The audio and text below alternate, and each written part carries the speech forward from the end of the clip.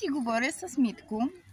Вървим си по парка и искам да попитам Митко. Митко, какво смяташ за мъжете, които не уважават и малтретират жените си?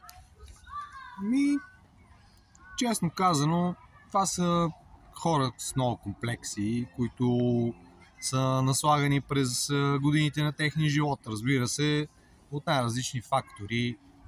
Не е мъжко. Като цяло не е мъжко. Това е моето мнение. А смяташ ли, че жените в днешно време обичат и уважават достатъчно себе си? Защото аз смятам, че това мъжко поведение се поддържа от жените, които не обичат и уважават себе си.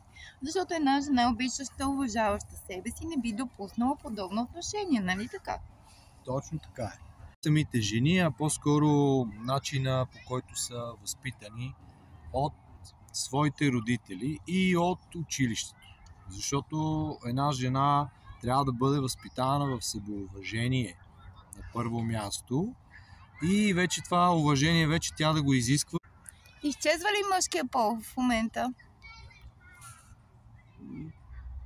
Среща се все още, но новите, т.е. по-младите поколенията от 2000, примерно и 5-та година насам, вече са по съвсем друг начин възпитавани, по-скоро възпитанието при тях липсва и оттам вече и тези мъжки качества също липсват.